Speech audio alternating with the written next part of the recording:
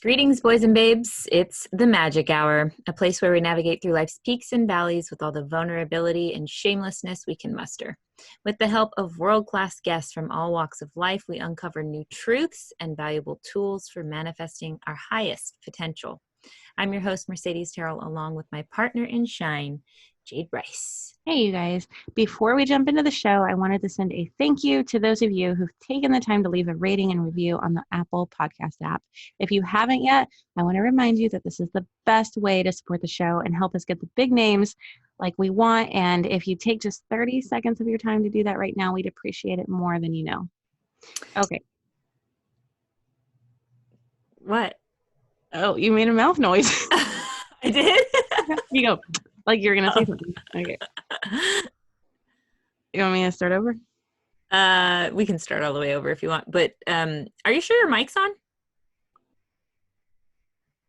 Yeah. Huh, you sound different. Like not as clear. Yeti Study or Yeti Stereo microphone. Maybe point it towards your mouth more or just check the settings. It's closer than usual, but that sounds a little better. I don't even know what you did, but I just pointed it exactly at my face instead of. Oh yeah, for some reason I don't know if it's Zoom because sometimes it just sounds like crackly, but it could be just the connection. Okay. But she posted a story just now saying taking a break from my patients to get on the Magic Hour. That's nice. Aw, I hope she doesn't think this is live. Funny. Okay. No, she said, how long do you take to air? And I said 2 months because I felt like saying 6 months. She'd be like, I know. Okay, ready?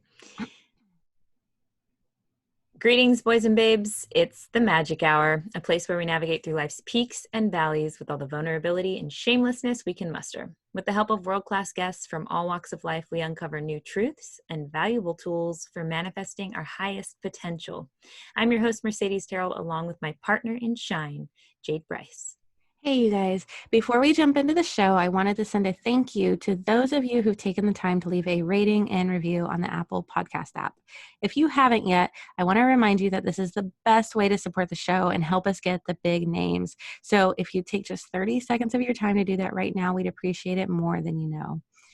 Okay, with that out of the way, we have an incredible show for you today that I've been really looking forward to because it's focused on something that all of the most fit, healthy people I know are constantly raving about, and that's intermittent fasting. Yes, and today we're going to cover the basics with our guest about intermittent fasting, as well as dive deeper into the science of why it works. Plus, we'll be covering gut health and the microbiome, hormone health, how to get your immune system on track, how the keto diet and ketosis work, and the diet and lifestyle adjustments needed to support all of the above.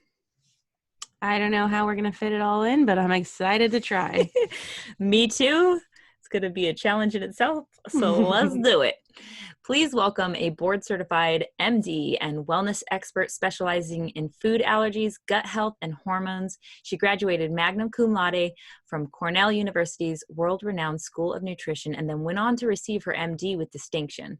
With training from Cornell, Harvard, and Columbia, she helps busy people transform their health using cutting-edge nutritional and medical science.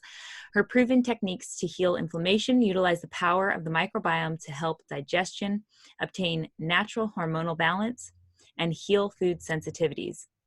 She's also a well-known expert on intermittent fasting for women. You may have seen her featured across many media outlets such as Mind Body Green, The Dr. Oz Show, and Vogue, to name a few, and she's widely known on social media as the Fasting MD. So, with all of that, we are so excited to welcome Dr. Amy Shah to the Magic Hour. You want to try one more just so we have it, because that was kind of a little messy? Sure. Greetings, boys and babes. It's the Magic Hour, a place where we navigate through life's peaks and valleys with all the vulnerability and shamelessness we can muster. With the help of world-class guests from all walks of life, we uncover new truths and valuable tools for manifesting our highest potential. I'm your host, Mercedes Terrell, along with my partner in shine, Jade Bryce. Hey, you guys, before we jump into the show, I wanted to send a thank you to those of you who've taken the time to leave a rating and review on the Apple Podcast app.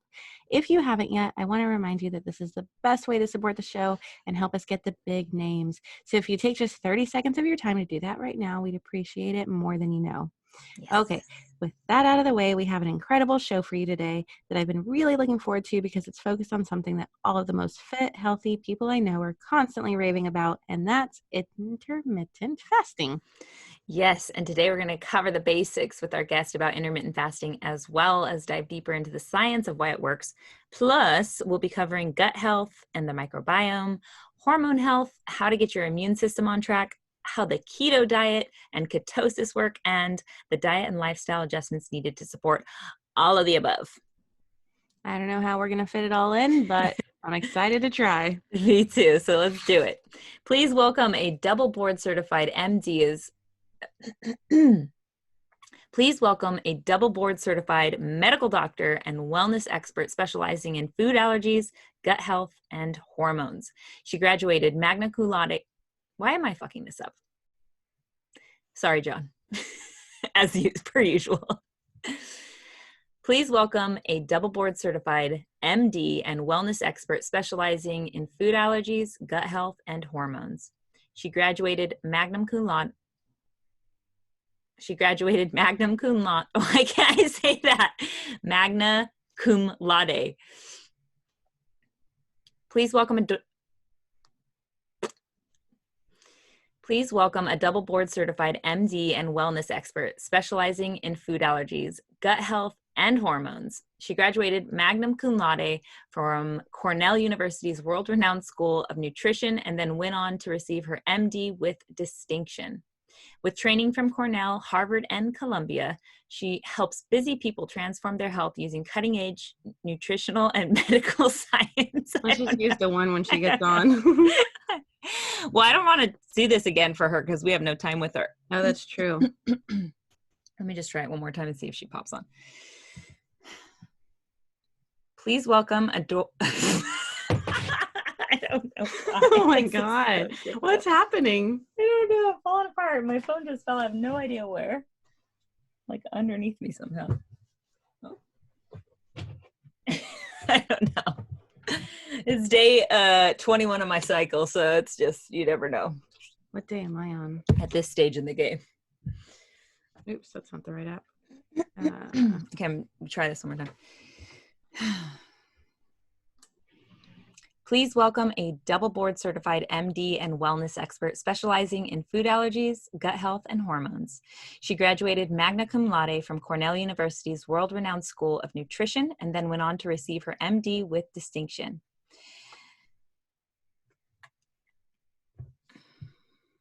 Of course, my alarm is going off in the middle of that one. My flow doesn't tell me what my day is, but I just know I'm on luteal. Close this so that I'm not getting alarms here. Please welcome a double board certified MD and wellness expert specializing in food allergies, gut health, and hormones. She graduated magna cum laude from Cornell University's world-renowned School of Nutrition and then went on to receive her MD with distinction. With training from Cornell, Harvard, and Columbia, she helps busy people transform their health using cutting-edge nutritional and medical science. Her proven techniques to heal inflammation utilize the power of the microbiome to help digestion, obtain natural hormone balance, and heal food sensitivities. She's also a well-known expert on intermittent fasting for women. You may have seen her featured across many media outlets such as Mind Body Green, The Dr. Oz Show, and Vogue, to name a few, and she's widely known on social media as the Fasting MD. So with all of that, we are so excited to welcome Dr. Amy Shah to the Magic Hour. Still wasn't great. I need to turn this off though so it doesn't go off.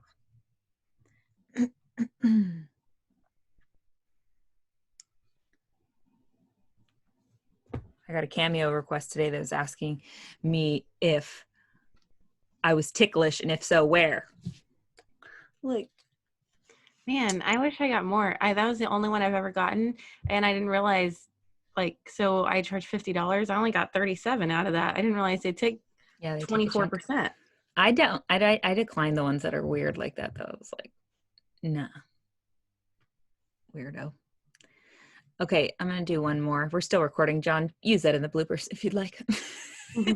Just realizing. Hopefully, homegirl tunes in here soon. Please welcome a double board certified MD and wellness expert specializing in food allergies, gut health, and hormones. She graduated magna cum laude from Cornell University's world-renowned School of Nutrition, and then went on to receive her MD with distinction. With training from Cornell, Harvard, and Columbia, she's helping busy people transform their health using cutting-edge nutritional and medical science. Her proven techniques to heal inflammation utilize the power of the microbiome to help digestion, obtain natural hormonal balance, and heal food sensitivities. She's also a well-known expert on intermittent fasting for women. You may have seen her featured across many media outlets such as Mind Body Green, The Dr. Oz Show, and Vogue, to name a few. And she's widely known on social media as the Fasting MD. So, with all of that, we are so excited to welcome Dr. Amy Shah to the Magic Hour.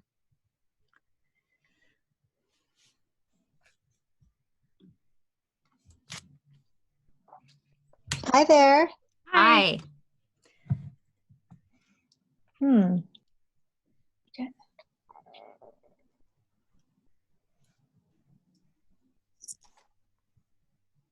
I don't see you guys. Do you guys have your camera on?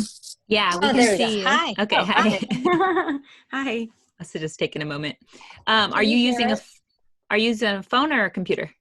my phone. Okay. I don't know Oh, if the can you phone hear it? allows for HD video setting, but if you see a settings on there, will you just make sure that that's set to HD? Sure. Can you hear me okay? I have, Yeah, you sound great. okay.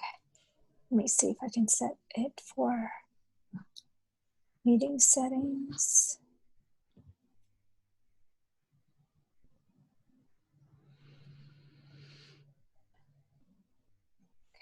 Let's see where, see headphones. I see, I don't see any buttons there for It probably changing. won't work on phone, so that's okay. Yeah. Sorry about that. That's All okay. good. Okay. Okay, so we are going to just jump right in since I know we have a limited amount of time with you. So I would normally read your bio, but let's just jump in and we'll add that. Of course, we'll add that in the beginning so you don't have to Awesome. sit through it. Cool. Okay. Cool. So, and by the way, hello and thank you for being here. I'm Mercedes. Oh, This is Jade. hi guys. So nice to be here. Thank you for having me. Yeah, and Yeah. thanks for the reschedule to give us a little more time because we got a lot to cover with you. Yeah. Yeah, excited. All right, so you have a very interesting story of how you came to the work you're doing now. You were quite literally struck by the conspiring forces of the universe, we could say, with your current calling. So can you walk us through that story and how you came to this work? Yeah, great question. So I think everybody has, thoughts in the back of their mind that they kind of, we're so busy in our everyday lives that we just go through the motions. We're checking off all the boxes. And even though we may not be really satisfied with how things are going with ourselves or our relationships or our jobs, our passions, our lives, we kind of put it away in the back of our head, right? So what happened to me is what probably happens to a lot of people is that when you're put in this situation where that back burner thought becomes kind of the primary issue, and you're forced to make a decision. So what happened is I had gone to college to study nutrition and medical school because I thought I was going to study nutrition in the body. And when I got out, I wasn't doing that. In fact, I was kind of doing the Western medicine model where you see a ton of patients and you prescribe a lot of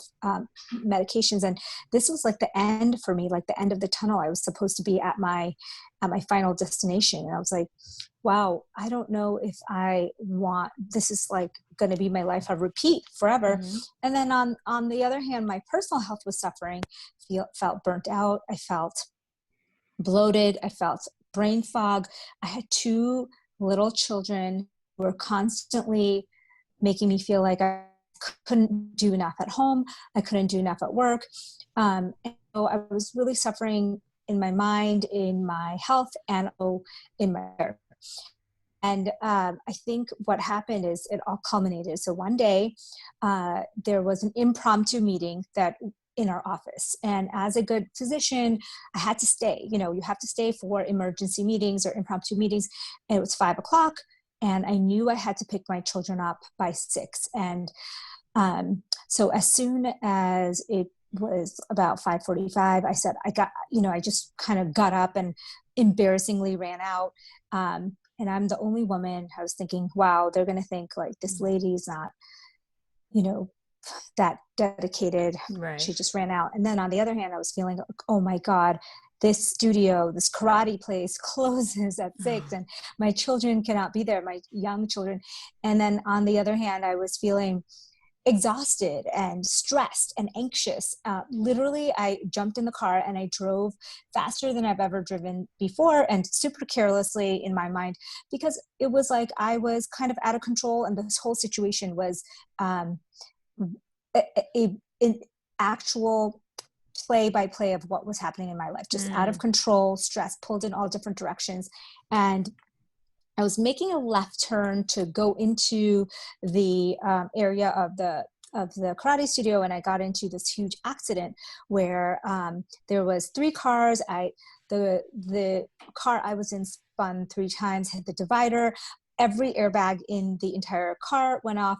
Everything crashed around me, and I got out of the car. I literally, the first thing I did was open the door of the car, and there was like all glass all over me. And I was, it's like that adrenaline and that stress and that all came together. And that day I decided I can't live like this anymore. I need to do something for myself, for my mind, for my body, for any person who's asked to do so many things, like something gives, something's got to give. And this was the breaking point. So when I was out of work for a few days, I had to say to myself, okay, what am I going to do for myself? How am I going to get myself out of this situation of personal burnout, of feeling not myself, kind of out of body experience, and also the brain fog and dissatisfaction. So that's when I started to do the hard work and started to look into, okay, let me read about this. Let me ask my doctor colleagues about this. Let me see if I can figure this out myself. And when I was asking my doctor colleagues, they said, oh, this is normal. You're a mom, you're a busy physician, you have so many things going on, it's normal. And I was like, this is not normal. And so I started to do my own experimentation. Of course, it always comes down to food and mindset first. So I started to change the way I was thinking. I started to change the way I was eating. And almost instantly, I started to see a few changes. Now, I made a lot of mistakes on the way because I was reading everything I could about this. And I tried every plan and every diet and every mindset trick and every book. And I made a ton of mistakes, but slowly and surely I started to see some things that were working. So I pushed much harder on that. I researched that more. And, as I was going through this, I was like, maybe I should write about this, because every time I would talk about it with someone else, they would say, I feel the same way. I feel exhausted. I feel anxious. I feel like brain fog. I feel bloated. So I started to kind of write about what was working and what wasn't. And I submitted my first article to a site called Mind Body Green, which at the time was like a really small wellness site. And it was kind of my beautiful green light. They said, oh, this looks interesting. It was just like a quick reply. Oh, this looks interesting. We could work with this. And I was like, oh, I have like an outlet. I can tell someone about this. So I started writing for them regularly, once a week, once every other week. And that was kind of my escape from my regular daily routine. So it all culminated from that one accident, and which really fueled my personal journey, and then my wellness journey, which morphed my career and how I live my life today. Beautiful. It is unfortunate we have to literally be hit over the head sometimes, you know, and crashed into in order to just awaken to what we already really know if we sat with it, right? We know we need to take some time for ourselves or reassess our lives. Yeah. Exactly. So you said that a lot of people related to you, and I do. I'm a mom of 2 toddlers, and I remember going to the doctor feeling all of those same symptoms and him saying that it was normal because I'm a mom. And so what is the reason? Why are we tired all the time? Yeah, no, that's a great question, because this is a part of medical healthcare that it's a black hole. Nobody talks about that. I bet you, I'm sure, Jade, you had your blood tested and everything was normal, and your hormones and everything's normal. And so everybody, basically 90% of people, get put in the bucket of, oh, you're getting older, you're a woman, this is normal.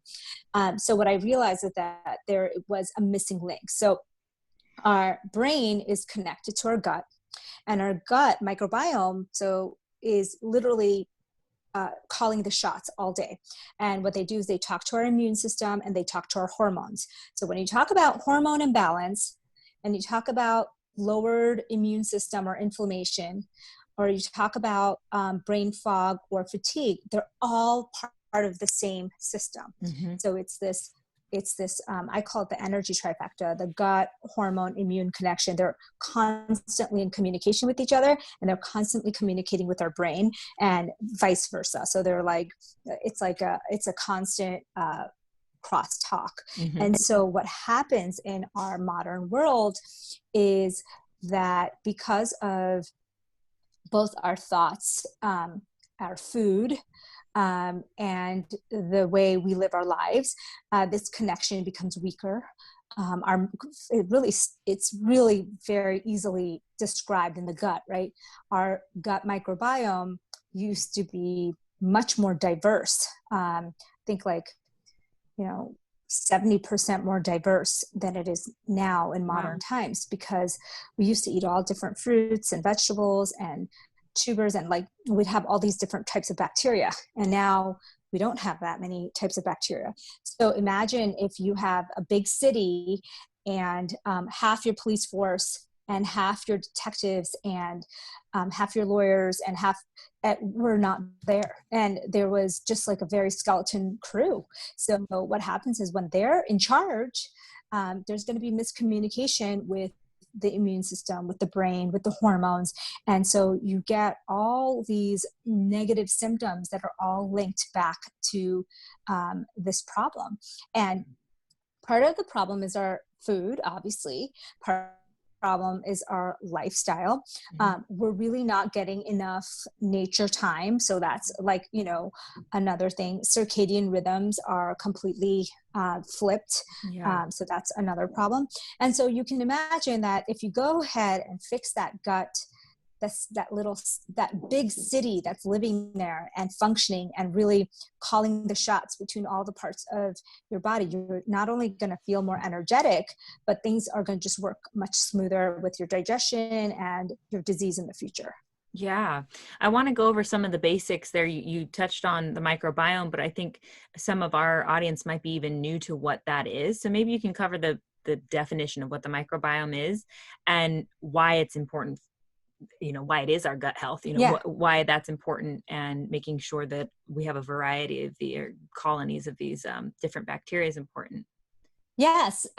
Great question, Mercedes. So, the microbiome is this big city that I just described. Imagine if that city was literally calling the shots and helping your body decide. You won't believe it, but the microbiome is actually the outside world living inside of you. So if you go from your anus inside, it's an opening to the outside world. And basically there's bacteria, there's viruses, and there's parasites. And they're all living there. And actually they're making more of the decisions along with your own immune system than your own cells. So you only have one little layer of gastrointestinal cells in your body, but there's a thick layer of bacteria, viruses, and parasites that are just sitting there very naturally and are responsible for helping you. Like I said, it's a police force, it's a detectives, it's a lawyers. And so some of it comes when we're born. So that's why vaginal labor is so important, because as you're traveling through your mother's vaginal tract, you get a bunch of that bacteria colonized into your own gut. And then some of it comes from our childhood experiences, lots and lots of, so in the first 5 years of life, your microbiome is like constantly sucking everything in. So that's why they've noticed that children who grew up on farms have better microbiomes. They have children who grew up with lots and lots of other family members or animals, more exposures. Yes. And so, I really, really think that your microbiome is the center of this energy trifecta. And it's the place where not only digestion happens, but all the decisions on our hormones and our immune system happen. So during this time of COVID-19, you really do need to focus on your gut bacteria. You need to focus on your microbiome health. And same thing with hormones. So if I don't know about you, Jade, but I know when I was feeling tired, I was thinking, okay, there's something wrong with my hormones. And when you really look back, when you look at the hormones, it's all linked to the gut health as well. Yeah. So that, and microbiome, the microbiome is something that is not only in your gut, but it's also in your mouth. It's also in your vaginal tract. It's also in your underarms. It's on your skin.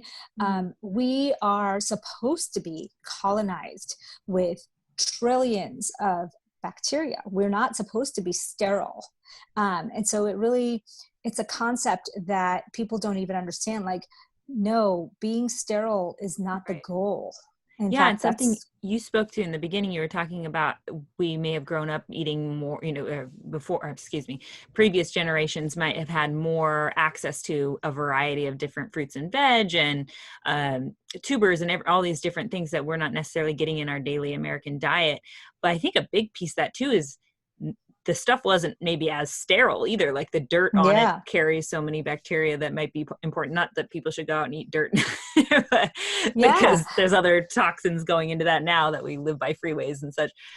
But I think it's amazing how far we've come from that. And there's so much people can point to why we've become this progressive species for some reasons, because we have, agriculture, we have these industries that allow us to have convenient food and quick and easy where we don't spend all day cooking it and such.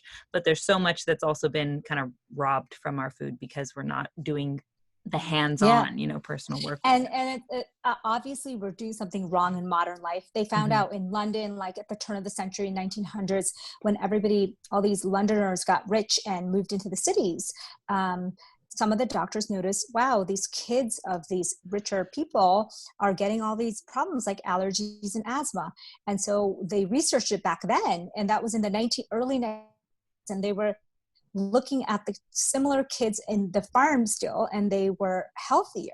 And so they had this hygiene hypothesis that, hey, there's something bad about being super clean and being these city dwellers.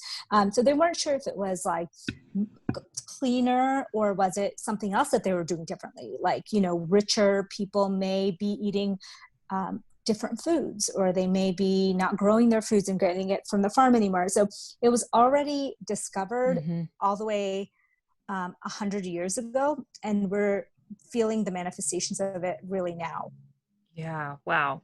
There's so much we could spin off to in that, but I do want to, we have so much to cover with you. So I want to know how we kind of can discover on our own if our microbiome is out of balance or suffering. What can we do there? Okay, so the things I described to you. So mood, say you're feeling really tired or down or anxious, and as compared to your, old baseline or whatever. So mental effects, brain fog is another mental. Then when you go to your body, think about bloating is an obvious sign that something's wrong with your microbiome, and constipation, abdominal pain. And then you look at the hormone side of it, which I said was intimately connected. So if you're feeling like your periods, if you're someone in childbearing age, your periods, you have much worse PMS, or they're irregular, or that you're getting weight gain, you're getting inflammation issues like swelling of your body, lips, legs, arms, face, whatever it is. Those are all signs that your microbiome, there's something off, even skin rashes. So there's a host of issues. But the most common I see, is fatigue, mood changes, and weight gain. I think those are like the big ones, along with some GI issues. Like a lot of people will experience difficulty digesting the same foods they used to be able to eat, bloating, issues with constipation, etc. Yeah, I notice I get acne too. Like, Yes, when something's off with my digestive system, right away, I'm starting to break out. So what do we do? Are we able to adjust on our own? Yeah, so that's a really great question. So the good thing is there's no medication.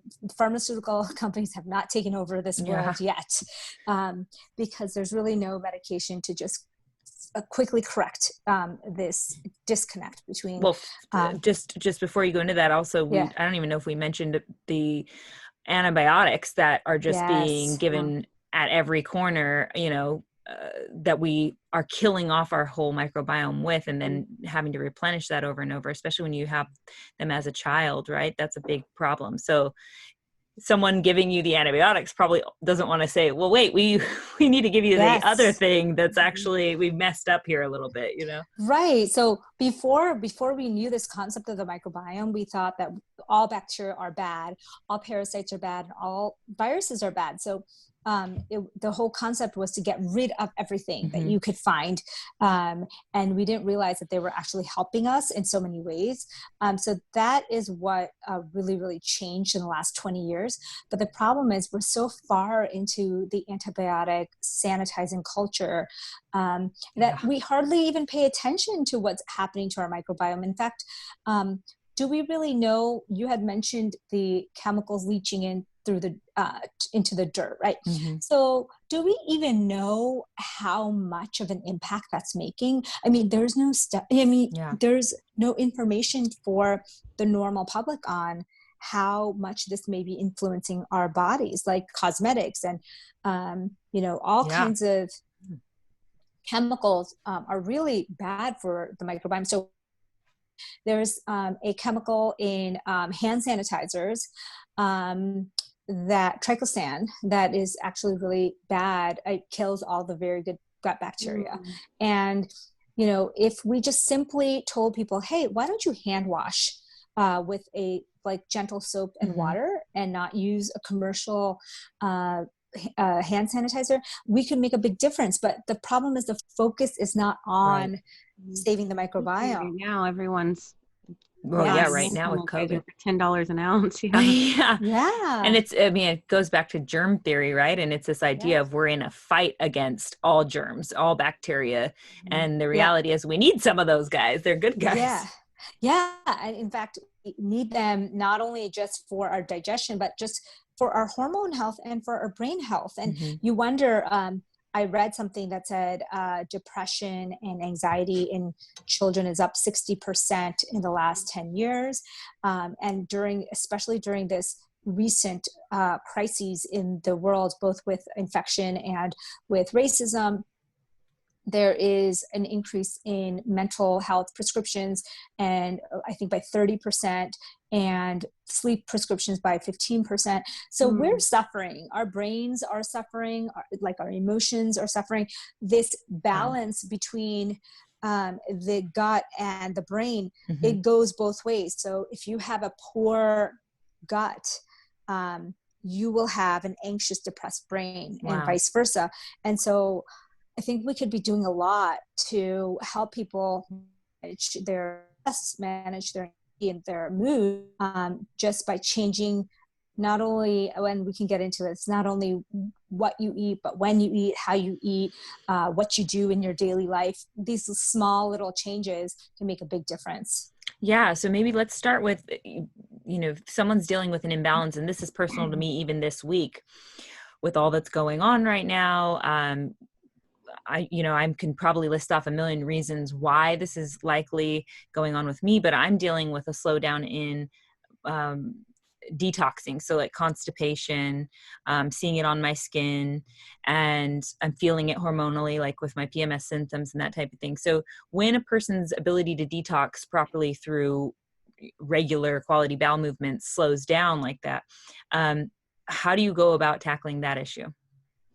So it's great question, first of all. I think a lot of people are feeling similar things.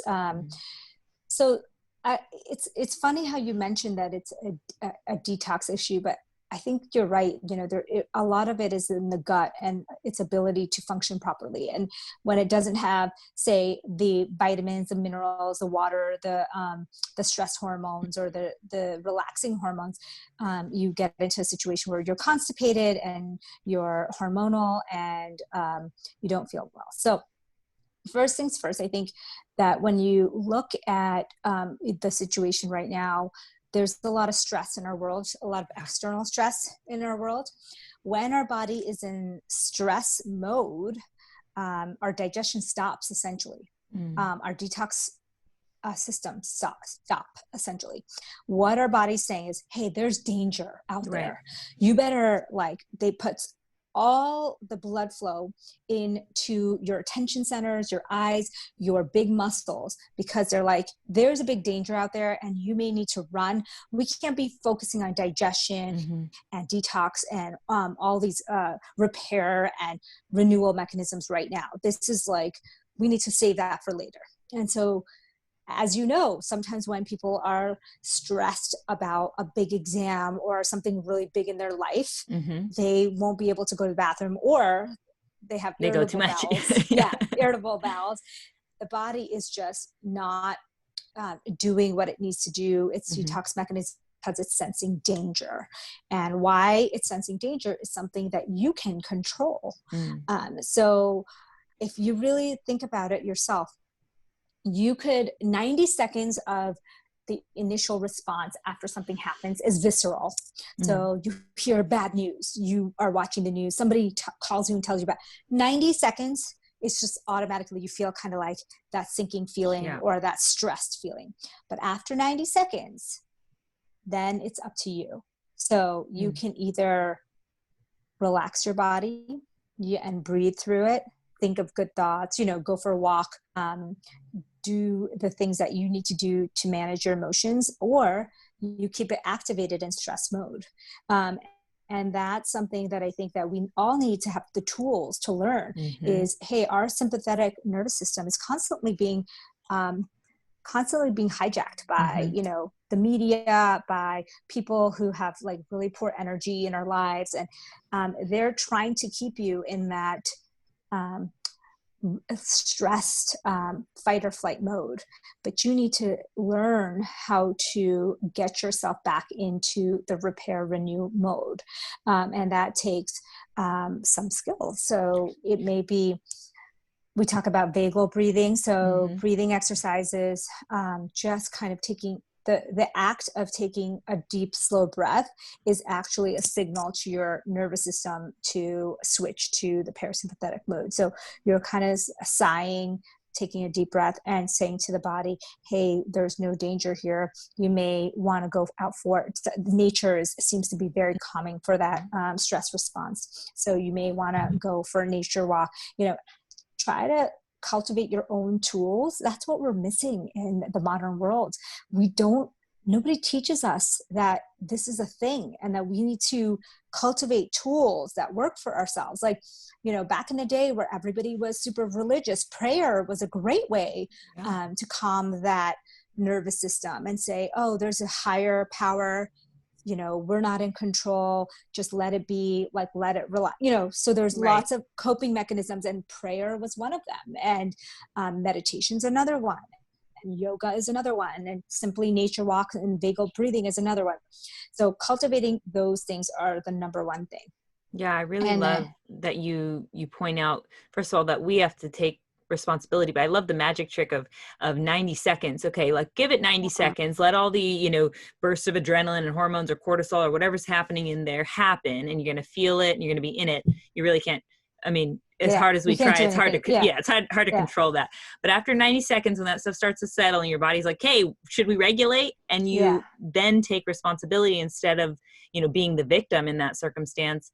And letting it take over control your whole life. And then you're stuck in that mode because you don't know how to get out of it. And you can see that's what anxiety is, right? That's what any kind of, when people say I'm so stressed, like that's what they're experiencing. They're not able to get out of that mode. Yep.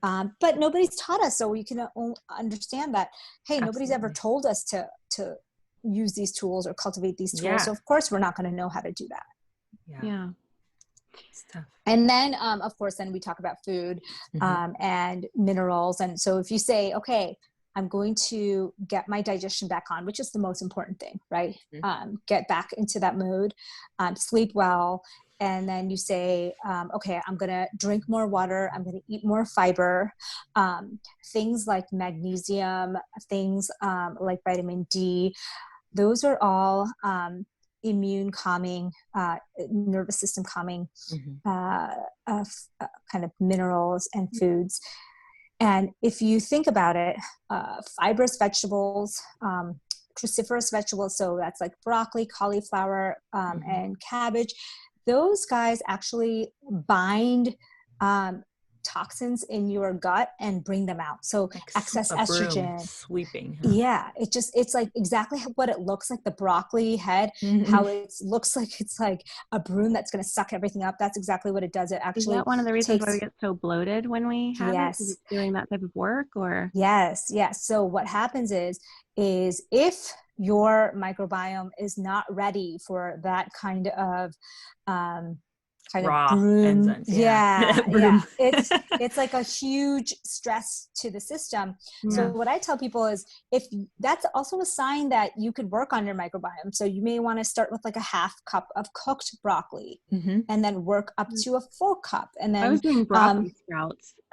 Yes. I was looking pregnant like every day from broccoli sprouts. So I eliminate them.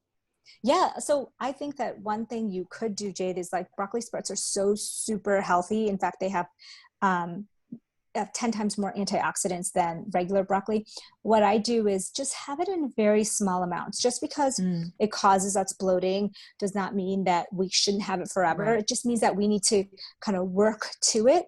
So what I say is like, take some cooked broccoli in very small amounts, and over weeks time you can go up from there.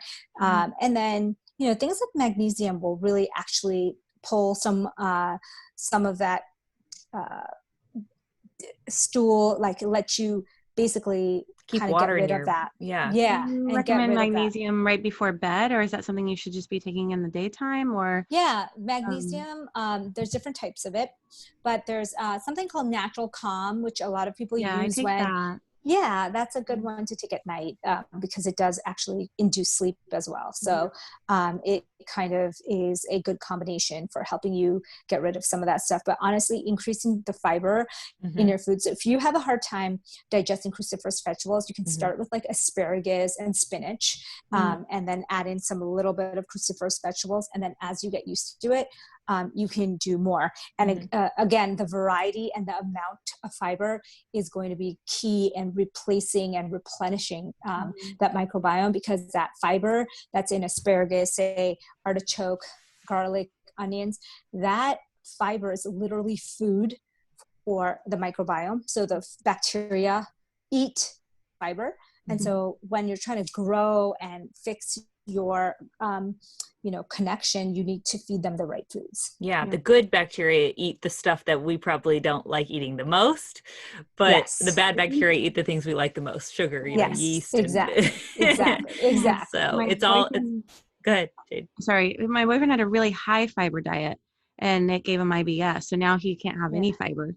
So it's kind of like too much of a good thing. Okay, so if you imagine if you had that skeleton crew, okay, and you try to eat a ton of fiber, it's really, really hard for your body to digest, and you will have you'll have terrible symptoms. It's hard work. But once you fix all of that, you will notice that he's able to tolerate it in good amounts. Again, it's just kind of fixing the root cause and then going back to, so you don't want to you won't be able to feed that good gut bacteria tons and tons of fiber in the beginning, because it's just too much for all of us living in the modern world. And especially if you've already had some kind of gut issues.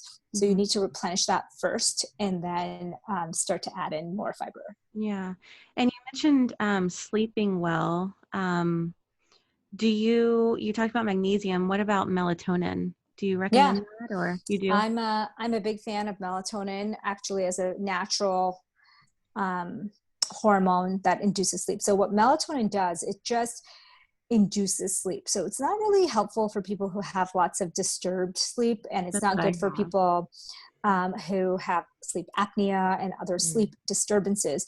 But it's really, really good for people who are doing everything else right, but they want to have help sleeping either earlier because they've switched their times from travel, or because they have an early meeting and they are just not used to going to bed that early. And in our world of blue lights in the evening, we often need melatonin because blue lights really block melatonin for 90 minutes, and it's not as intense and not as high because of all the blue light exposure. So lots and lots of people need a supplemental melatonin through different means. You can do it through foods, you can do it through supplements. Now, the big thing is that as we age, we seem to lose our melatonin as well. So people will notice that in their 30s, 40s, 50s, and beyond is when they start to have sleep issues. And that can be a melatonin related issue as well. In COVID-19, they found that the people with the least melatonin had the most chance of getting the virus. And of course, this could be just correlation, but they have found that supplementing melatonin could be helpful in that sense too. Wow. And what would be a good supplement for people who are just having trouble staying asleep and they're fine falling asleep? So it depends. So if you're waking up between the hours of like 2 and 4 a.m., that's likely a cortisol issue, an adrenal cortisol liver detox issue. So a lot of times, as you mentioned, Mercedes, too, like when you're in a stressful situation, you have tons of cortisol because there's something going on in your life, you'll notice that your sleep becomes really light and you wake up between those hours. And so that's a sign that you need to work on that other stuff, the stress control, the mindset, the food, because that you cannot get rid of until you actually deal with the root cause. But so a lot of people will say they wake up and they're like kind of panicked or kind of feel like that stress response. That's your cortisol. It naturally spikes a little bit at that time, but when you have, when it's a little bit out of control, I will notice in my life when I'm going through stressful times, I will wake up during those times of the night. I do that during certain phases of my hormonal cycle also. Yes. It's also very normal a few days before your period to have a poor night of sleep, 2 or 3 days before your period. That's normal. Just another thing us gals got to deal with. Oh, boy. Right? Yeah. How do you feel about the probiotic pills that, are sold on every corner basically? Yeah. Probiotic, it's like, the way I think of it is like throwing seeds over a field when you're in a plane and you're just like randomly throwing packets of seeds. So you're like not even looking whether you're in a desert or a tundra. You're not looking at what seeds you're throwing in that setting. You're just like hoping that something sticks. So could something stick? Yes, it could. Is it a really effective way of changing your microbiome? No. We do have, our body is able to tell the difference between probiotic foods and probiotic pills. So they seem to allow the foods to reach the colon much faster than they allow. Usually they'll destroy as much as they can of a probiotic pill because it looks foreign to them. So for example, I'll tell people, eating kefir, kombucha, fermented foods is probably a better way of getting a little bit of probiotics in your body than hitting yourself with tons and tons of probiotic pills. So fermented foods. basically starve the bugs you don't want and feed the bugs you do want. 100%.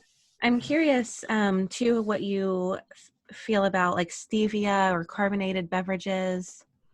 One of our favorites is being Zevia, which is a Yeah. stevia flavored carbonated beverage. Actually, I'm a big fan of Zevia as well, because Uh-huh. stevia is one of the things, and science is changing all the time. So we may find something to the contrary, but we know that NutraSweet is really bad. Artificial sweeteners, saccharin, aspartame, all of those things are really bad for our bodies, and they also cause an insulin spike. So the whole point of getting a sugarless, like guiltless food or drink is gone, because you get the insulin spike. Right. So the same fat hormone, the storage hormones are activated, and you're going to get weight gain just like you would have.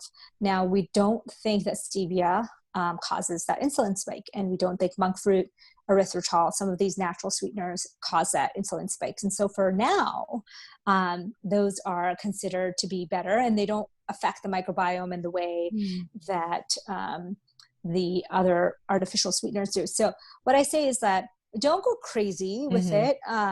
But if you need a treat, that's the way to go. Yeah. I've heard a lot of doctors, say if you're going to do anything, do stevia, something sweetens with stevia, but also don't go crazy, because we really don't know yet. I know carbonated beverages, they bloat me big time. So I let myself have one a week, but it's funny that my treat is a Zevia and I'm like, it's so sad. I know. Or Lily's chocolate. Yeah. I think that treats, as the closer to the natural form they can be, the better they are. So for example, I'll give you an example. I used to love like baked goods.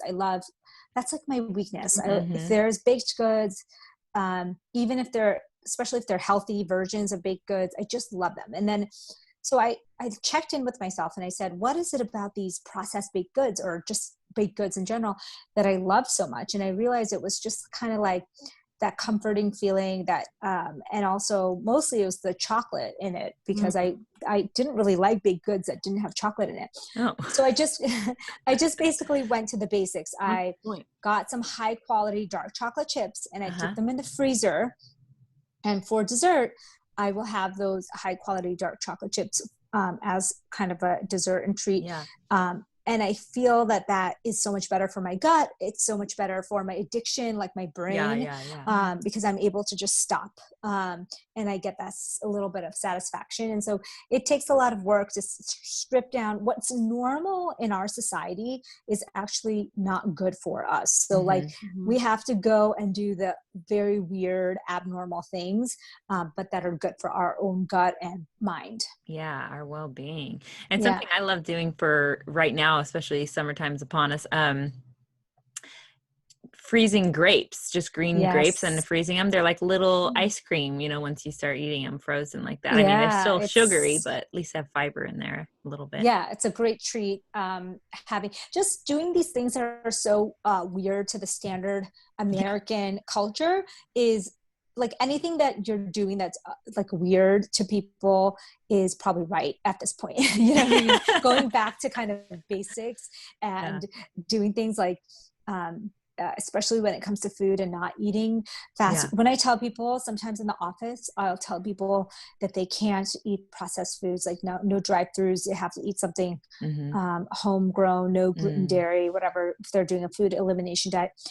They look at me like I have three heads. Like they can't even imagine their life, without having all of those things. And I'm like, it takes a lot of work, but over the years you'll figure it out. And it sounds like you guys have already figured it out. And a lot of people have, that they feel better, kind of living that little bit of an alternative life.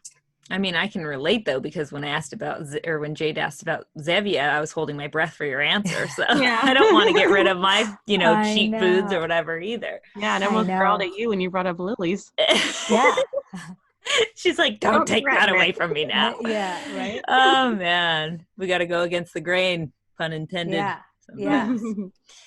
Yeah. Okay. So, we talked a lot about all these other parts of how to get ourselves on track, especially with the microbiome. But you are a intermittent fasting expert. So why is intermittent fasting so awesome? So, okay, the basic thing, if I had to boil it down for you, there is a clock in every one of our cells, every single one, skin, liver, gut, and we're programmed to do things at certain times of the day and night because you can't be doing everything all at once. So if you're asking your body to constantly digest and constantly take in sugar because you're eating 15, 16 hours into the day, which is what most Americans do, you will never give your body a time to clean and reset and renew. So that is the basic premise about why you should fast for periods of time, because your body needs a natural break from foods, which, you know, before 50 years ago was typical. You know, people didn't eat late into the night and early in the morning. Basically, I tell people, like, even something like a 12-hour break from food, which seems so simple, but it doesn't happen. Most people eat 15, 16 hours into the day, and then they only take an 8-hour, basically to sleep is the only break they take from food. So we know that looks like, right? They're eating late into the evening, chips and in bed. eating, first thing in the morning. Okay. So if you think about it, if you're constantly getting visitors to your door, you will never be able to deep clean your kitchen or your closets. Like, you will always, it'll be a hot mess there. And that's exactly what our cells look like when they're constantly dealing with sugar and insulin. You know, basically when food comes into our body, we get a rush of glucose into our bloodstream, and then our cells take in that glucose through insulin. But when you are fasting for a period of time, your body notices, oh, there's no food coming in for a while, guys. Like, this is the time to renew and reset. And there's a process called autophagy. This is a deep cleaning of our cell.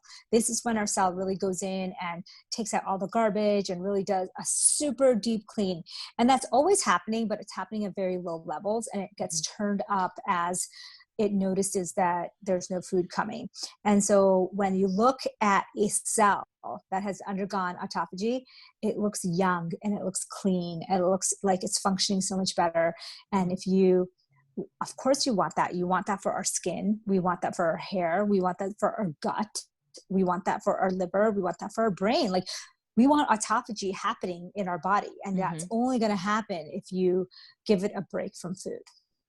So I have experimented with intermittent fasting, and my husband does it still. I mean, he pretty much almost constantly does it. He takes very minor breaks from it, and he sees some success from it. I think he saw more the first time around he tried it, and a little less now that it's been like years that he's been doing this type of thing.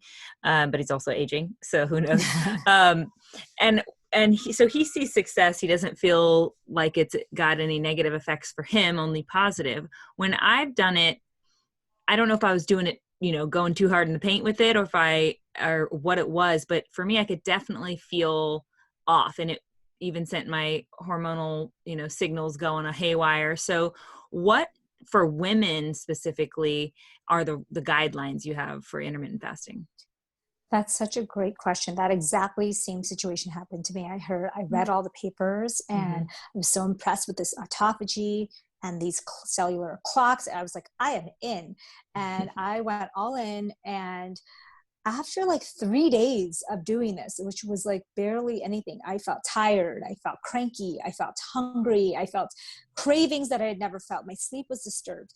I was like, what is going on? This thing that's supposed to be so helpful is like throwing my hormones off balance.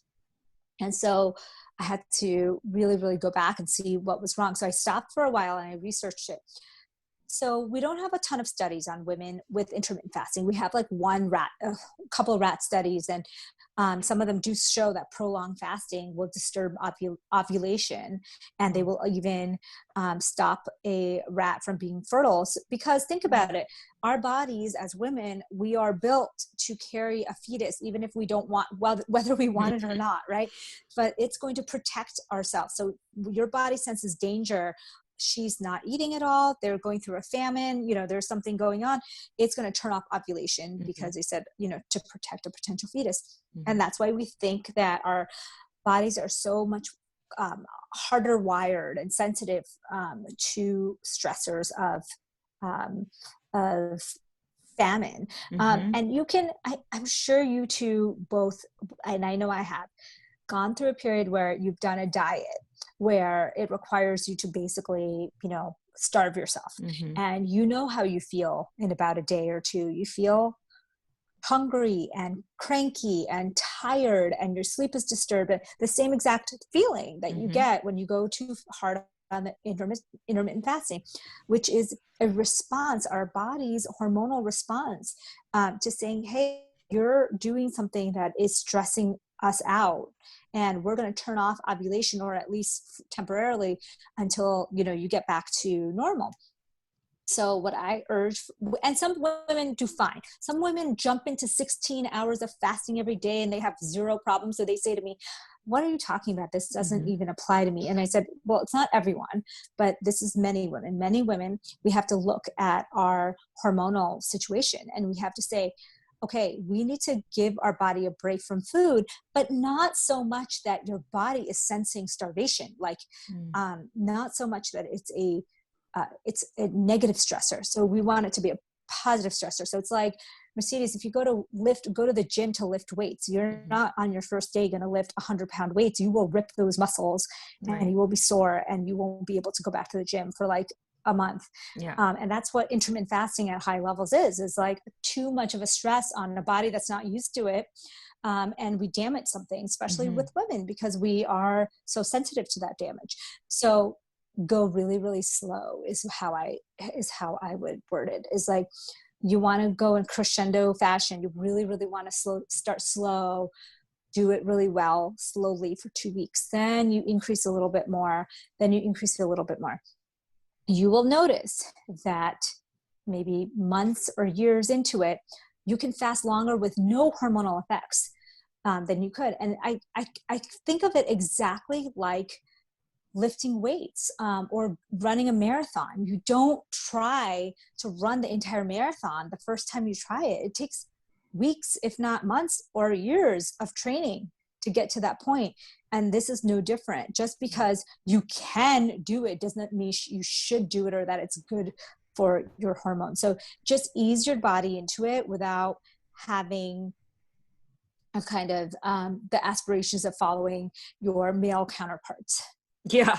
And that's my tendency, is to go too hard, and yes, it's not even a competitive thing. It's just like, I think I'm just not gentle enough with myself. So I just need to be, more gentle. But that all makes sense. And what I'm hearing from you is to look at it like you're training your mind, body, brain, whatever you want to call it, your mind, body, brain, to realize that you're not going to starve. Like, this isn't starvation. It's not, oh, well, we're not eating when we're normally eating today. We're going to eat. It's just 15 minutes later today. And then, next week it's 30 minutes later, and your body and brain connection isn't going, hey, I don't know if she's going to eat, so we better start, turning everything off and being really careful here. I totally get that. That makes sense. There is this magic thing that happens during intermittent fasting that I think is basically what you're trying to get stronger at. So you think of like metabolic weightlifting, okay? So when we first stop eating, our body uses the blood sugar that we have floating around in our blood at all times if you've eaten it in the last few hours. And then once it's done using the blood sugar, it goes to our liver, because we save a little bit, of sugar for future use, or if you're doing a hard workout or whatever it is, you start to use that, the liver glycogen. And then once you run out of that is when the magic starts to happen. So this is when you start needing to use fatty acids. Okay. So your stored fat will come in. Will come into play. So a lot of athletes long marathon runners, the Kenyan marathon runners, people who really need long, they practice this all the time. They do fasted workouts all the time to get stronger at metabolic switching. Metabolic switching is that switch that between using sugar for fuel to fat for fuel. And we, in modern life, never learned it's like the weakest muscle because we've never used it almost, except for a few times where you forgot to eat or something happened because you couldn't eat or whatever it is. But we really don't train ourselves to use this muscle. We use the muscle of the brain, we use the muscles of our body, but we're not using this metabolic muscle. And so this metabolic muscle only gets used and stronger if you challenge it a little bit. You say, okay, I'm going to go a little longer, maybe want to try to use up the blood sugar, try to use up the glycogen, and let's see if we can get this metabolic switch to happen. And that's the magic of it. Have you read the longevity diet? Is that Longo? Walter Longo? No, I don't think so. Who's the It's author? with a V. I'm doing his mimicking. Oh, Prolon. Yeah, Prolon, Yes. right? Yeah. Fasting mimicking I'm diet. doing Yes, I know that. the 5-day mimicking fast right Yes. now. Are you doing it right now? Mm-hmm.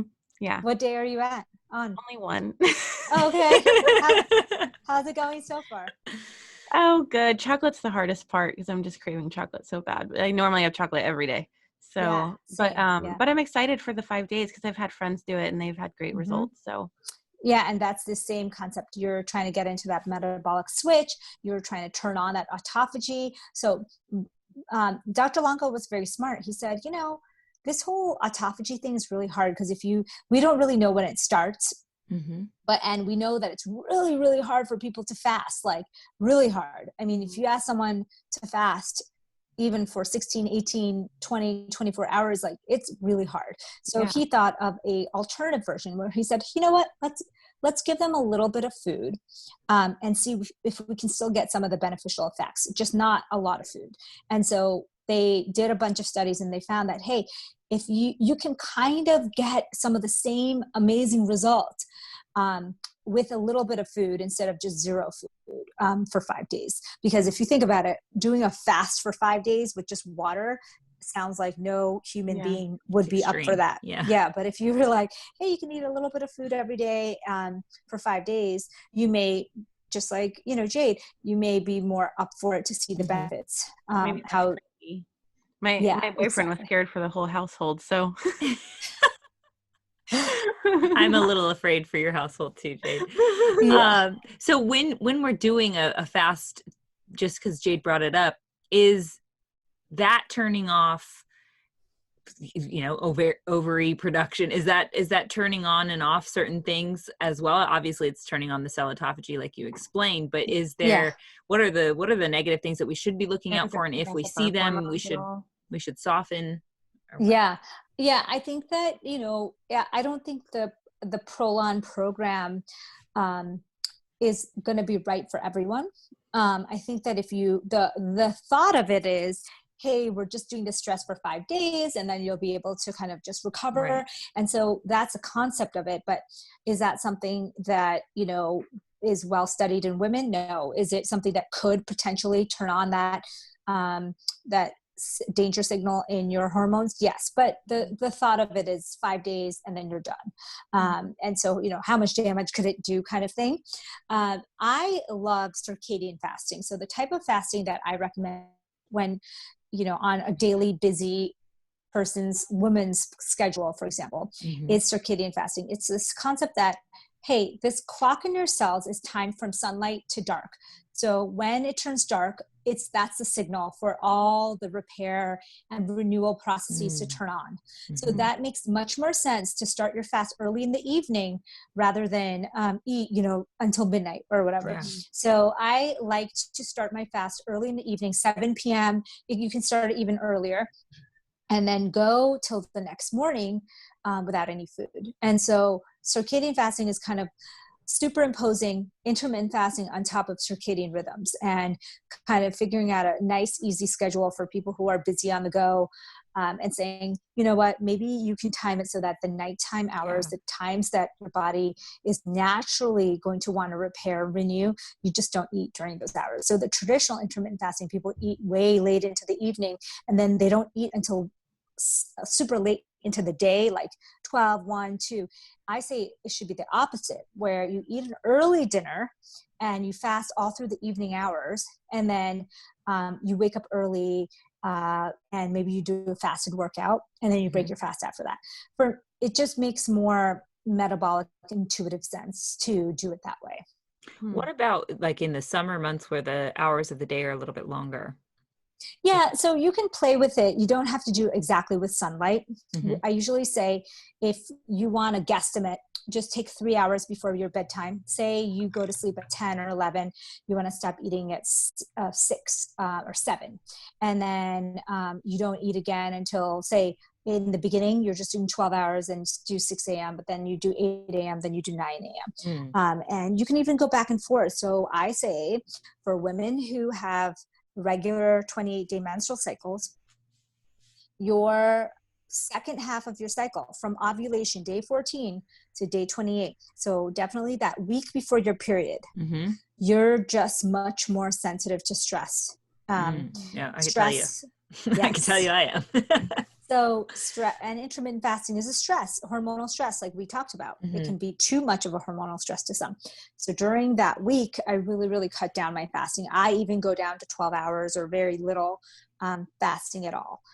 That's when you do the self-care, you do the massages, you do the teas, the bubble baths, you know, anything you can do to kind of calm yourself.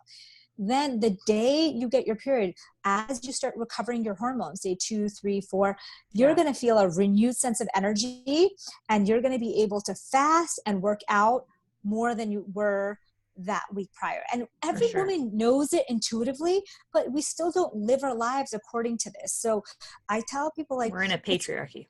If you just adjust your exercise, your food, and your fasting according to your natural hormonal rhythms, you're going to feel better, and you're going to feel more in shape, and you're just going to be healthier.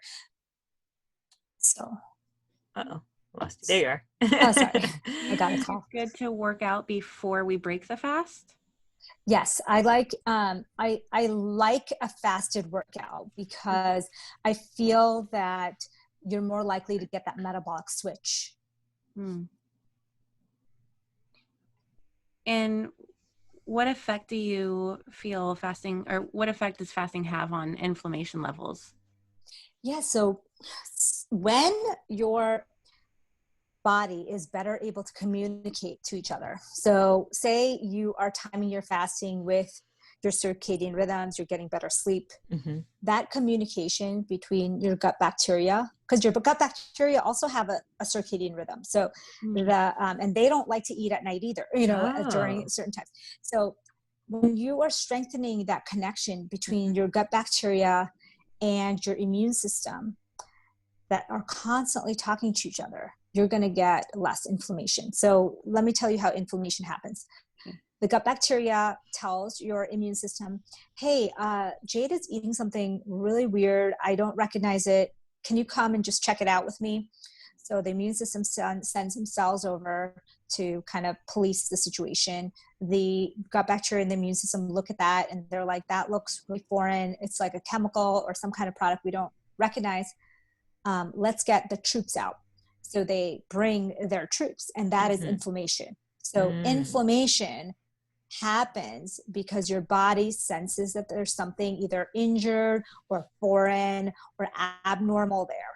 So inflammation is a good thing, right? Because you want it to sense if there's a negative thing that you ate, or maybe there's a cut, or there's a thing that needs attention, right? But you don't want it to happen when you're just eating Cheetos or, you know, a piece of bread or whatever. So that inflammation is happening all the time in our body, and a little bit of inflammation is very normal and needed. But this excess inflammation happens both because of our diets, and also because that communication is off between the gut bacteria and the immune system.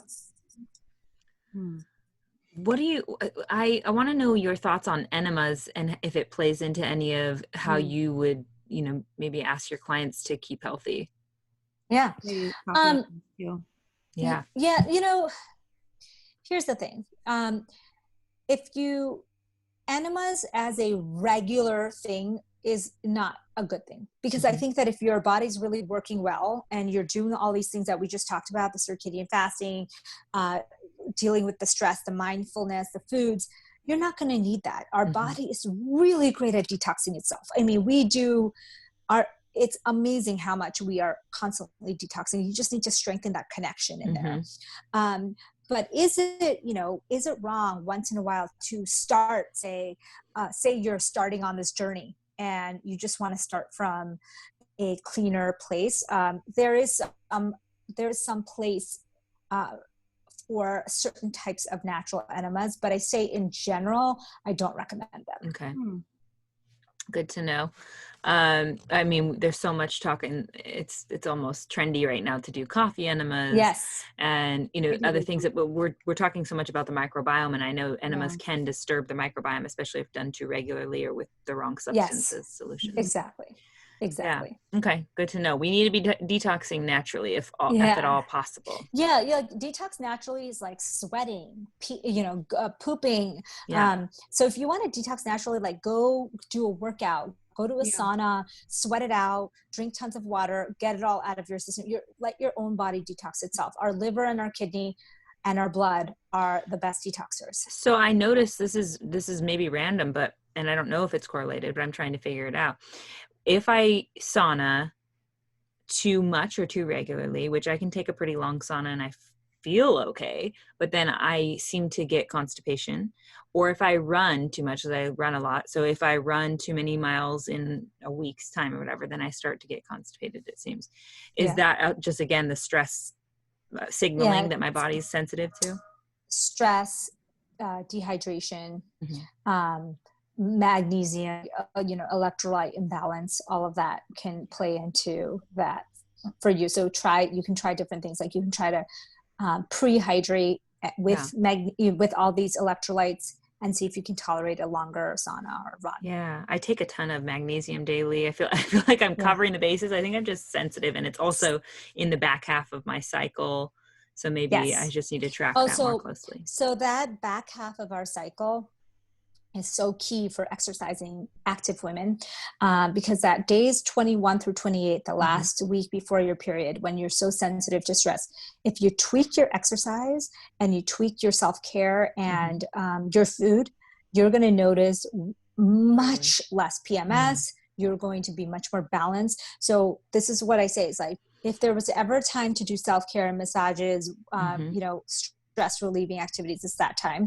And maybe cut out some of the heavier, longer workouts in lieu of shorter, more restorative workouts. And you're going to notice your cravings are better, your PMS symptoms, your pain, all of it is better.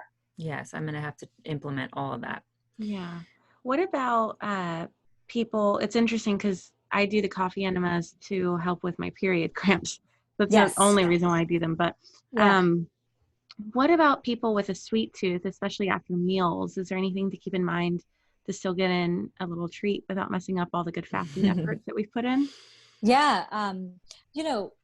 Having a sweet tooth it can be normal, just like inflammation. Like inflammation can be normal in small amounts, and it's abnormal when it gets out of control. So if you are someone who likes to have a glass of wine or a handful of chocolate chips, just do it before you start your fast. So I just say, still give your body that break from food, but your last snack or meal is going to be the start of your fast. So I have dark chocolate chips all the time. I know you can't do it right now, but in general, you had dark chocolate chips and then you started your fast. That would be the beginning of your fast. And then you just go count the hours from that time.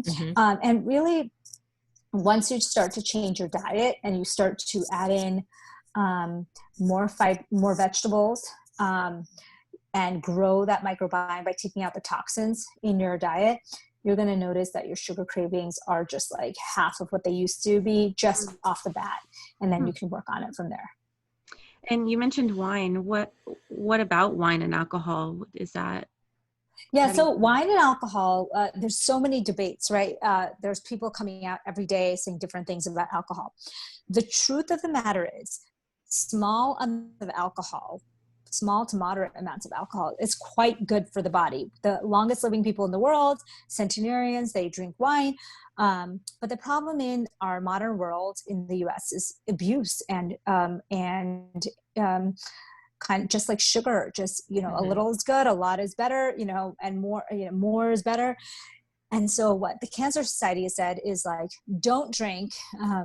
If you drink very little, because they think that, well, if we give people the leeway to drink one drink a night, say 5 drinks a week, people are just going to drink 10 or 15 drinks a week, which is not good. So that's why the pendulum swung the other way. But if you're really asking me, I would say if you're able to control it, just like sugar and just like, any other substance, if you're able to control it and in reasonable amounts, so I'm talking just 3 to 5 drinks a week for a woman, then it can be very beneficial to your health in some ways.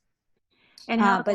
Sorry, go ahead. But if you have a dependency, if you cannot, we know, how ravages people's lives. And if you cannot control it, and that is just not something that you can turn the volume down on, then that's not something for you. Yeah. And what about when it comes to intermittent fasting, how does caffeine affect that? Yeah, so there's a lot of debate about whether or not you should be having a black coffee or tea early in the morning. If, say, you want to break your fast a little bit later in the day. A lot of people can't do a fasted workout without their coffee or, whatever. So we do allow it. But is it as clean as just a water fast? Probably not. But it's kind of like there's level 1, 2, and 3. Like level 1 would be coffee and tea without any milk or creamer. And then there's a level 2, which is like coffee with a tiny splash, less than 40 calorie splash of milk or creamer. That's kind of, and then there's another level, which is, hey, I don't really want coffee or tea, but I'm like starving to death. It's 9 p.m. at night and I still have to fast till tomorrow morning. What should I do? And I usually tell them, like, have a half a tablespoon of almond butter or peanut butter, something with fat and not a lot of protein or not a lot of sugar, or actually very low protein and no sugar, and or a very small slice of avocado, and just kind of see if you feel okay for after 30 minutes. And if you, a lot of times just that much, and you're able to push through till the next morning. Some people, so that's kind of like a level 3 where you're still kind of getting more similar to the Prolon effect, which you're still getting some of the same metabolic effects with a little bit of food. Yeah, my just to be honest with the listeners, my husband intermittent fasts every day. He drinks coffee, black coffee that he cold brew he makes every morning, and pretty much until he eats his first meal, I try to not be around him because he can be a lot more eggy. I think it has a lot to do with the caffeine on top of not eating. Yes. It's probably not, a great mixture for relationships is all I'm saying. No, it's true, because I think that caffeine is very, very, caffeine and alcohol without any food in your system can be very, very potent. And so you do want to be careful. And that's why I like the idea of circadian fasting a little bit better, because if you're a busy person who starts working right away in the morning, you're going to do better with circadian fasting, which is, eating your dinner super early and then being able to have an earlier breakfast, so you don't have to deal with that morning kind of crankiness. Yeah, that makes sense.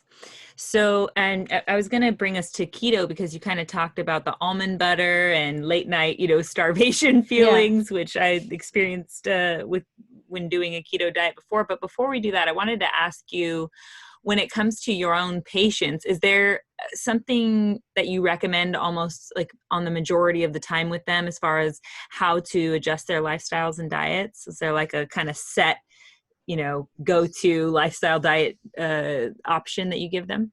Well, if you're asking me, for most people, if you're asking me the intermittent fasting diet, kind of general recommendation, I would say that circadian fasting plus a 90% whole food plant-based diet is the way to go. Meaning that, everybody grows up differently. We have traditional foods that, like as a South Asian, I have traditional foods that are tons of dairy, and I know people grew up eating burgers are like, the bread and butter of how they grew up or whatever. So I just think that as long as your 90% of your diet is really clean, plant heavy, and healthy, then you can kind of do what you want with that 10%. And then if you add in circadian fasting on top of that, along with circadian syncing. So circadian fasting is what we talked about, the eating, not eating 3 hours or more before bed, and then going for 12 to 16, 18 hours.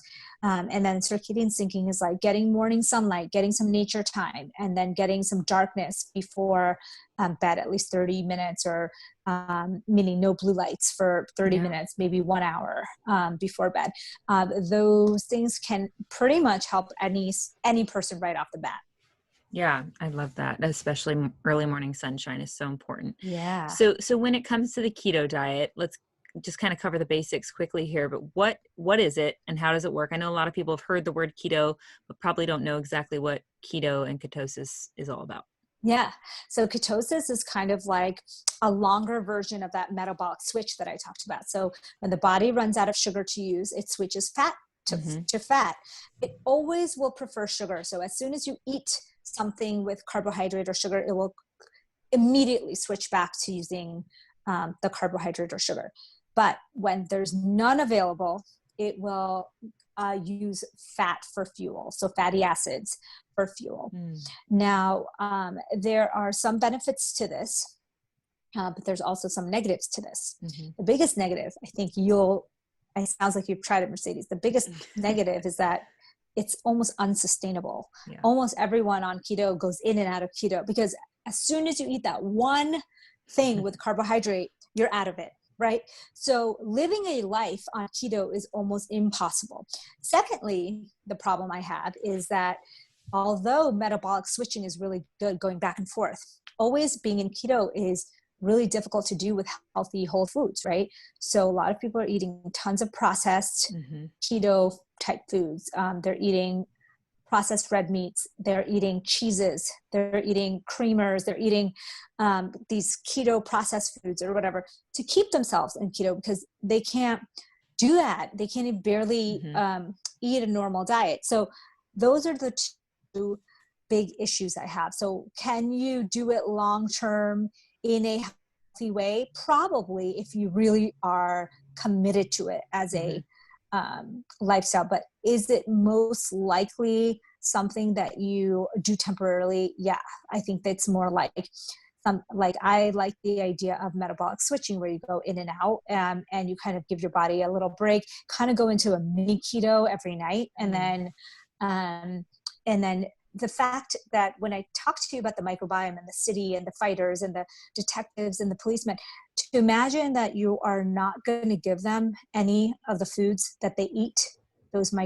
microbes, for weeks or months at a time, you can imagine what kind of damage it's going to do to your gut. Yeah, absolutely. And because keto is not actually vegetable and fruit friendly, which there's so much good stuff in there. I mean, you can have some, but it's not enough, I don't think. For me, my experience, keto desserts, full fat.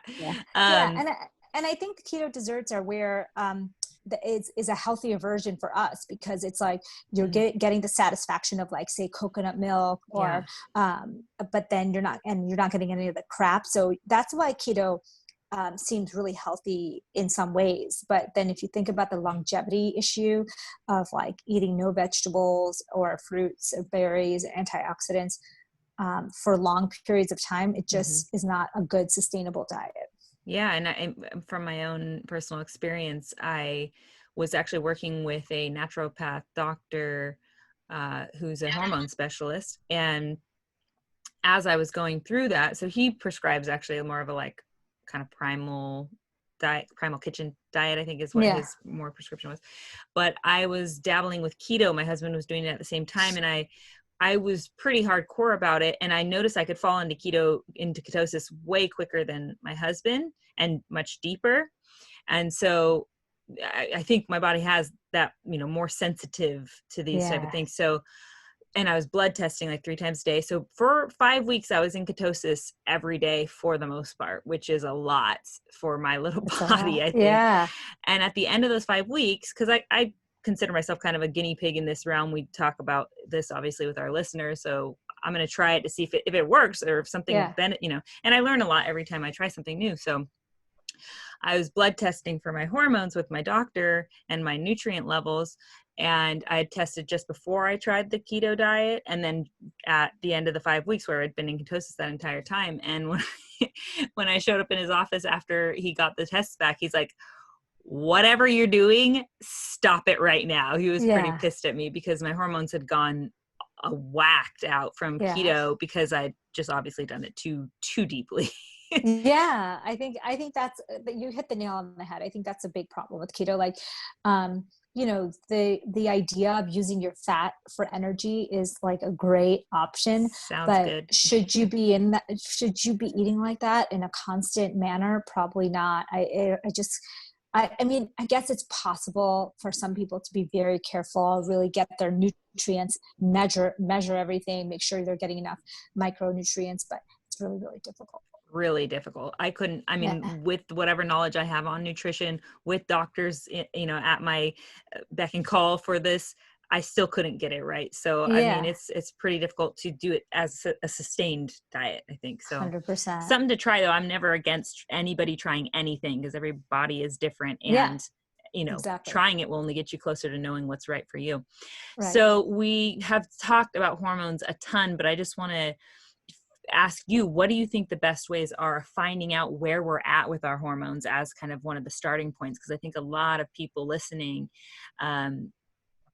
depending on where they're at in their life and their age and whatever they're going through,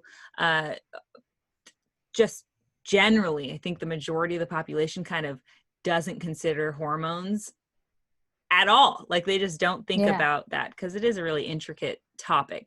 But so from your perspective, what's the best way we can even start looking into where we're at with our hormones and knowing if they're in healthy levels and how to adjust? It's a really difficult thing, actually, Mercedes. So we, in 2020, don't have a very good way, no matter what anyone tells you, we just don't have a good way to measure our hormones in a accurate and precise way, because there's such a huge wave up and down of normal range that unless you know what your levels of normal are and you're below that or above that, which can be helpful, blood testing is not that great actually at looking at hormone imbalances. Obviously you do that first, so you make sure you don't have anything egregious. Right. And like you said, there's going to be, if there's wide swings in your levels, you'll be able to see it. But when we're talking about this subtle hormone balance for energy, for brain fog, for digestion, that is something that may not be detectable at all on a standard blood test, right? So right now, the way it stands, it's a symptom diagnosis. Like it's a balancing of your symptoms. You'll know, women, I tell people, okay, the best barometers of your hormone health are your monthly cycles. Are they regular? Are they even? Is your PMS baseline? Your sleep. Sleep and hormones are intimately connected. So if your sleep is good and regulated, your hormones are probably well balanced. Number 3 is cravings, cravings and hunger. So this whole thing about when you knew your hormones were off, when you were super hungry, craving all this food or whatever. And then 4th thing is mind, right? Like anxious, stressed, moody, cranky. Like mood is a huge marker of hormones. So if you're like, wow, the last 4 to 8 weeks since I've started this plan, I'm just much more moody and my sleep is disturbed and I'm getting more cranky and my cycle was off. That's all the signs that your hormones are imbalanced at this point. And when that all improves, the sleep, mood, energy, cravings, that's when you know you're on the right track with your You'll know hormones. your I think balance. that's much more sensitive and specific than So, any blood test will ever be. so if I feel like I get the depressed brain that you talked about. I wake up multiple times a night. I'm very tired. But I take really good care of myself, and there's nothing that's really changed in the last couple of months besides what's going on in the planet. So how would I get better sleep, or how would I fix my hormones if Yeah. if there's not been a noticeable, like, oh, that's what caused this. So I'll take Right. that out. So, we're always going through changes in our lifestyle. Our life, because as women, we age, our hormones are changing every year. We are very sensitive to the external world. So just like you said, maybe it's just literally the things that are happening outside of our bodies, outside of our homes, in the world today that you're internalizing. So it could be, and that's the biggest problem with women, right? As we get older, the same tactics that used to work for us stop working, because our hormones are constantly changing as we age and are super sensitive to external stressors.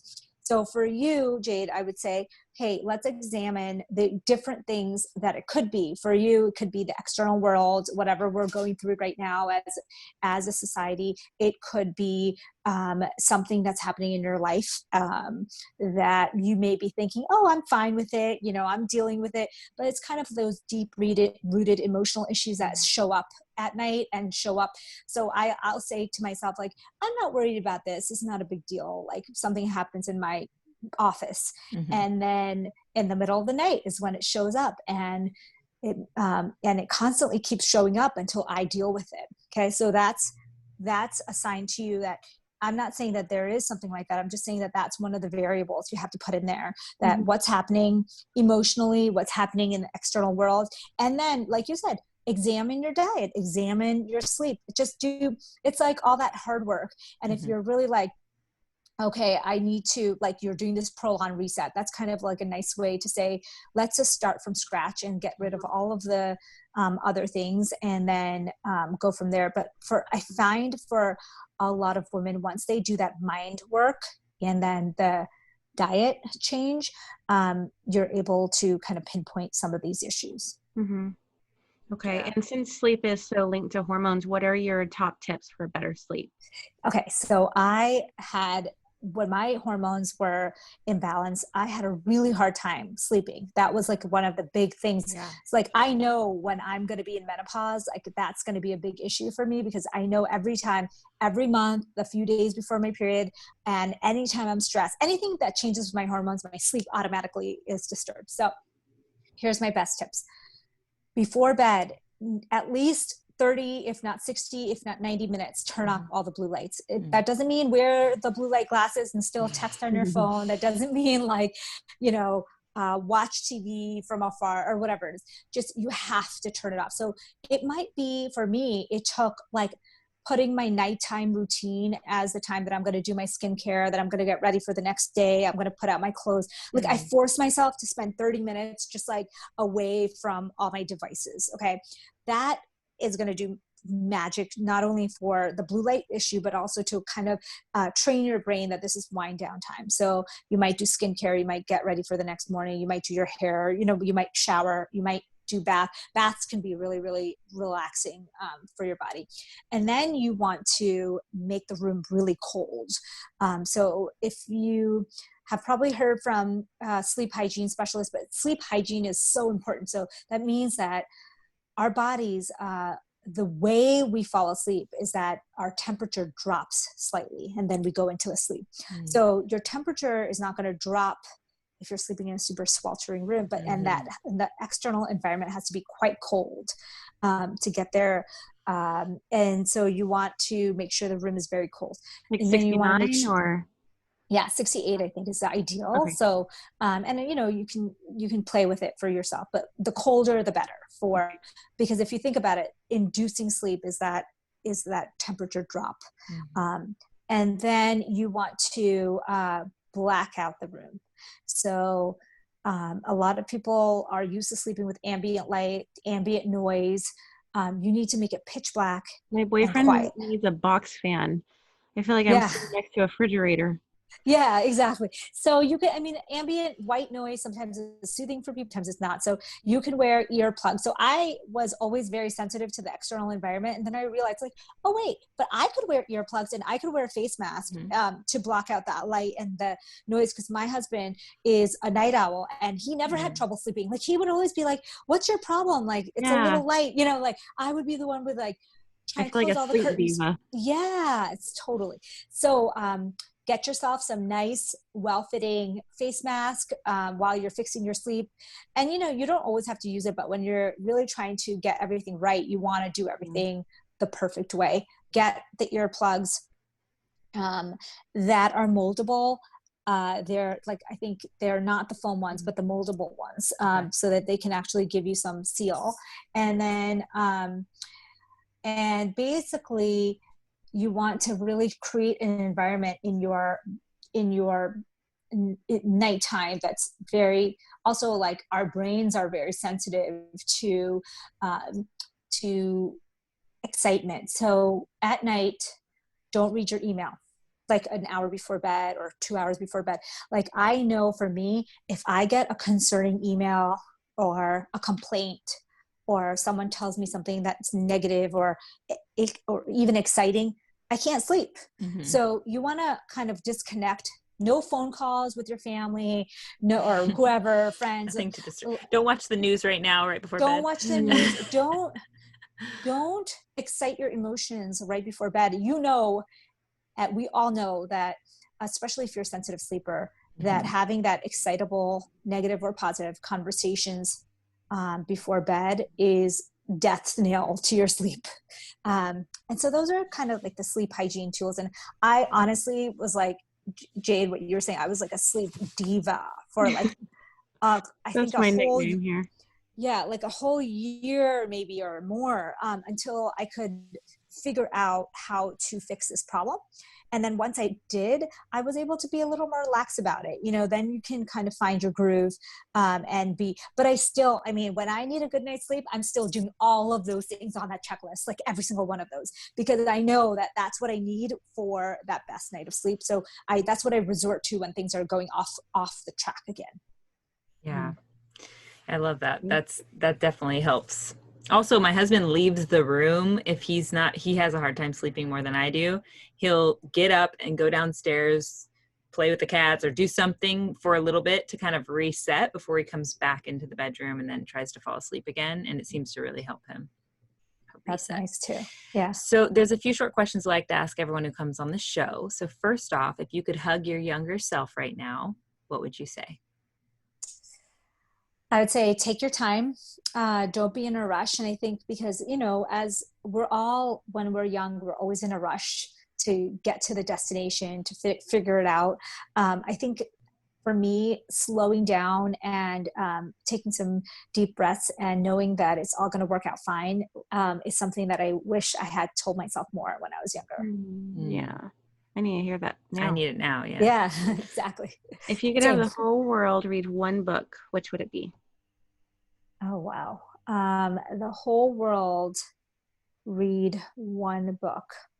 You know, recently I read a really short book by Jen Sinclair. Is it You Are a Badass or You Are a Badass? Yeah. And it was such a short read and it was so easy and inspirational and like uplifting that I was like, I feel like everyone should just read this really quick and feel good about themselves, because I think that we hear so much negativity in our lives about ourselves, and it's like a little pep talk. Yeah. I like that.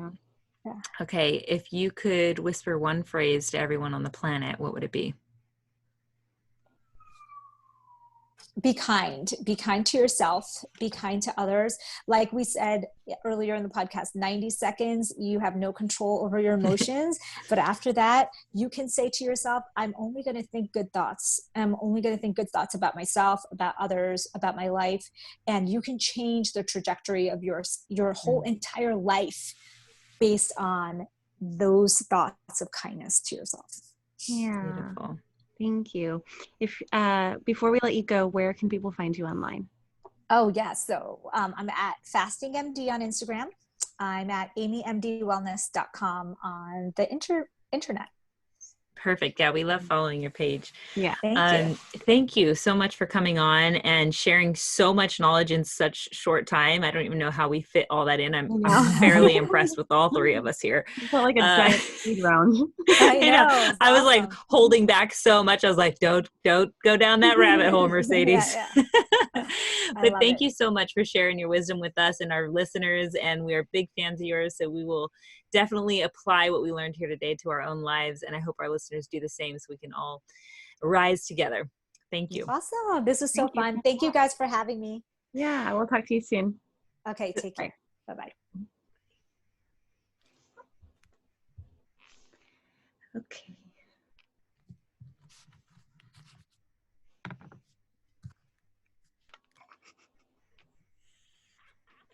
Why are we always so awkward at the end?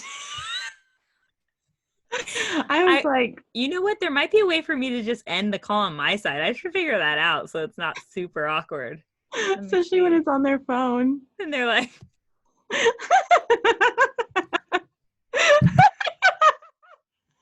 oh my God. They also seems like they're not sure if they're actually supposed to hang up or not. I know that. Is this live? I gotta go. I'm trying to see I if there's a remember way one to... time we were at the fights and a piece of confetti fell from the floor randomly, but it was like no confetti had fallen all night. And it was like late at night and all of a sudden a piece of confetti fell and landed on you. And this is like 8 years ago. I still think about it sometimes. You go, oh, what? I just woke up. Like pretending you were the confetti. I got here late to the party. Like sometimes when something randomly falls, I hear you say, oh, what? I just woke up. I don't remember that, but I love that you remember the most obscure things and relate them somehow to life in ways that I could never, which is why I love you. Okay, so I don't see a way that I can like end a call for someone else, unfortunately. So we just have to suffer through the awkwardness, I suppose. Okay, so John, for this, we are going to add a magic trick, but it's going to be later because Jade is on her fast, as she mentioned in today's show. And we're going to come back. Yeah, we're going to come back and add that later on. So we'll just act like she just got off. Oh, that was a lot of info, but I felt more in control of my life. I felt like I was given the control, like I was able to giving a lot of credit to this episode, Jade. Well, I just felt like, oh, I don't have control of my sleep. It's just out of my hands.